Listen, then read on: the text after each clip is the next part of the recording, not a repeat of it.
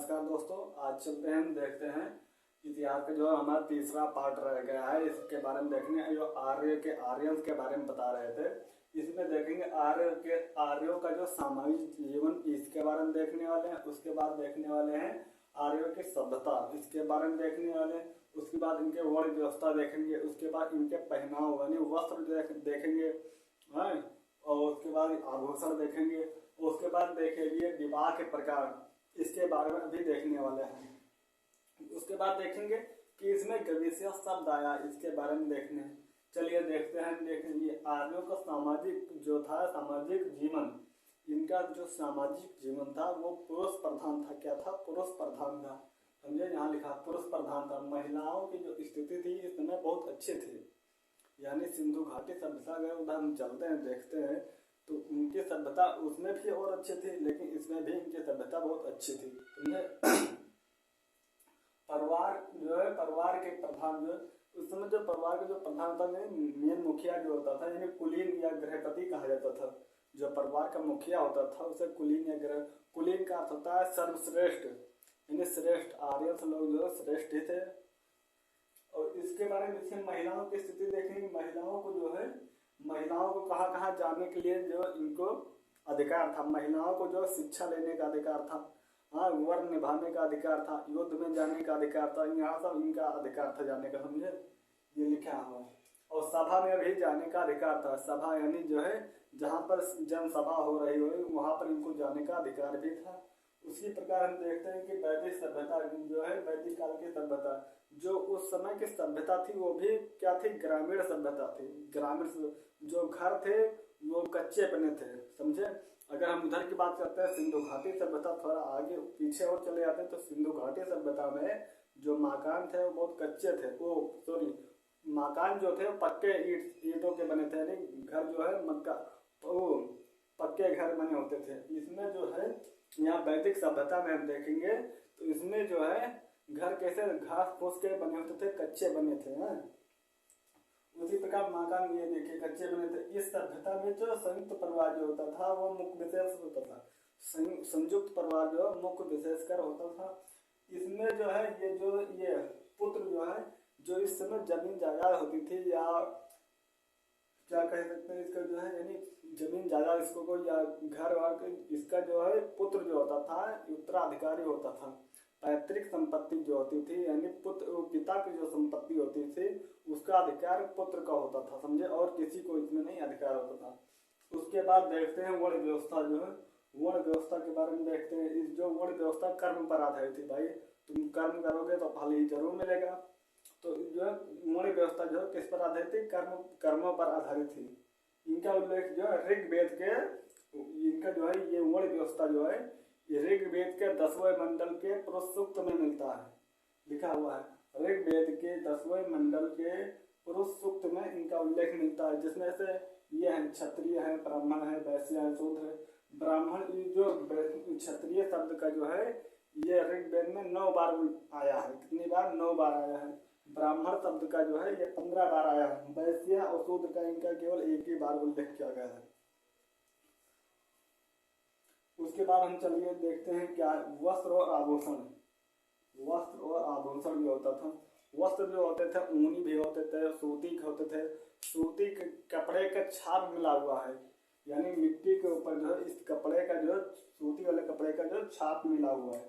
जैसे मान लो मिट्टी धरी हुई तो इस पर जो ये सूती वाले कपड़ा जो है उसका जो छाप हुआ मिला हुआ है। और रेशम कपड़े भी मिले, ऊनी कपड़े भी मिले हुए हैं।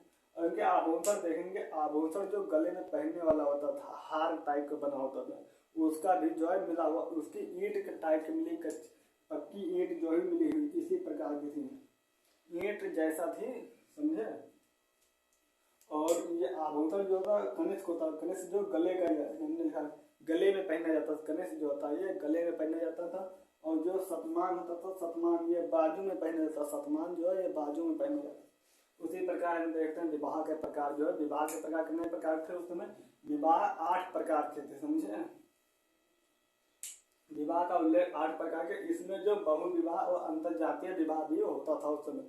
समझे, बहुविवाह भी और अंतरजातीय विवाह भी होता था। उसी प्रकार देखिए इसके बारे में बाल विवाह, सती प्रथा और पर्दा प्रथा, विधवा विवाह, इन सब का प्रचलन नहीं था उस समय। जिसका नहीं 4 चीजें हैं, बाल विवाह, सती प्रथा हो गया, पर्दा प्रथा हो गया, विधवा विवाह, इन सब का प्रचलन उस समय नहीं था, समझे। ये जो सती प्रथा है, अकबर ने भी इस पर जो रोक लगाने का प्रयास किया था। अकबर की जब समय चल रहा था उधर, तो उन्होंने भी सती प्रथा पर रोक लगाने का प्रयास किया था, समझे। देखिए यहाँ लिखा प्रचलन का। आर्यों का आर्थिक स्थिति, इनके बारे में देखते हैं। आर्यन की जो आर्थिक स्थिति क्या थी, जो इनकी स्थिति क्या थी, कृषि पर निर्भर, पशुपालन था, कृषि पर निर्भर होते थे, समझे। जो ये कृषि के जो खेती के साक्ष्य मिलते हैं वो 10वें मंडल, ऋग्वेद के चौथे मंडल, ऋग्वेद के जो चौथे मंडल में जो है इनकी जानकारी मिलती है। खेती की जो जानकारी है ऋग्वेद के 10वें मंडल से जानकारी मिलती है। जो गाय होती थी, गाय और बैल, गाय जो 176 की नस्ल को पालते थे, अच्छी होती थी। उसी प्रकार बैल को जो 170 की नस्ल को पालते थे, वो तगड़े होते थे। और खेतों के जो है खेत को जो है उर्वरा या अथाह क्षेत्र कहा जाता था उस समय। जो खेत को उर्वरा या अथाह क्षेत्र का गविष्य शब्द आया इसमें। हरेक वेद में जो गविष्य शब्द आया, गविष्य शब्द यानी इसके लिए जो गाय का होता है, गविष्य शब्द क्या होता है, गाय के लिए जो है क्या, गाय की खोज तथा गाय के लिए युद्ध, गाय की खोज भी की गई थी। और जो है सर्वाधिक जो है अगर इतिहास में देखा जाए, सबसे अधिक जो गाय के लिए ही युद्ध लड़ा गया। कहीं भी कोई युद्ध हो तो उसमें गाय के लिए ज्यादा युद्ध लड़ा गया हमारे इतिहास में। उसी प्रकार देखते हैं इनकी राजनीतिक स्थितियां जो है, राजनीतिक स्थितियां देखते हैं। प्रशासन जो है इनका जो प्रशासन का था कबीलाई था, यानी कबीले थे, कबीले को जन कहा जाता था। इनका जो प्रशासन था वो कबीले थे। देखिए यहाँ लिखा हुआ है कि जिनमें से आते हैं भरत आते हैं, तुअर आते हैं, यूथ आते हैं, अनिल आते हैं। भरत जो है इनका ये जो राजा सुदास थे, भरत जो थे ये राजा सुदास थे। इसके बारे में अभी आगे चलते हैं, देखते हैं। चलिए देखते हैं दोस्तों, उसके आगे देखिए इसमें दशराज युद्ध का जो वर्णन मिलता है। इसमें जो है राजा सुदास की विजयी होती है। जो दशराज युद्ध का वर्णन, दशराज युद्ध में जो राजा सुदास की विजयी होती है।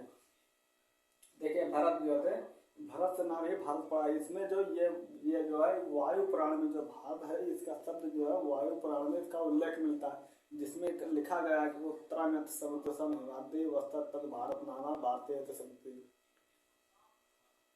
समझे। उसी प्रकार देखिए वैदिक काल में, अगर हम वैदिक काल की बात करते हैं, यहाँ हम अलग आ जाते हैं। तो वैदिक काल तो भागों में रहता है। एक क्या होता है ऋग वैदिक काल, एक उत्तर वैदिक काल होता है। ऋग वैदिक काल ये 1500 BC से 1000 BC तक चलता है, कहीं कहीं 800 मिलता है, समझे। उसी तरह उत्तर वैदिक काल देखते हैं, उत्तर वैदिक काल 1000 से 600 BC चलता है। इसमें जो लोहे की जानकारी होती है, इसमें लोहे की जानकारी नहीं थी, इसमें जो है लोहे की जानकारी होती है। उसके बाद देखते हैं उत्तर वैदिक काल में ही 2 नए धर्मों का उदय होता है, जैसे जैन धर्म, बौद्ध धर्म का उदय होता है। उसके बारे में हम अगली वीडियो में बताने वाले हैं। देखिए उसी प्रकार वैदिक काल की नदियों के बारे में बात करते हैं। जो काबुल थी, काबुल इसको कुहू नदी कहा जाता था, और जो सिंधु इसको सिंधु भी कहा जाता था। और जो झेलम थी इसको वितास्ता के नाम से जाना, और जो चीनाब थी इसको अस्कनी के नाम से, राबे पोषणी के, और ब्यास जो है विपाशा के नाम से जाना। सतलज नदी जो है इसको सुद्रीद नदी से, और जो गोमती थी, गोमती को जो है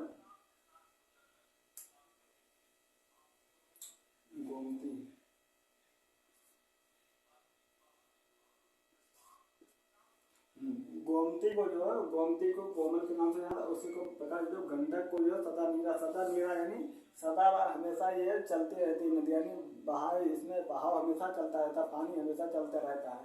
उसी प्रकार हम आगे अब देखने वाले हैं, अगली वीडियो में क्या देखने हैं, जैन धर्म बौद्ध धर्म के बारे में बताने वाले हैं। तब तक के लिए धन्यवाद।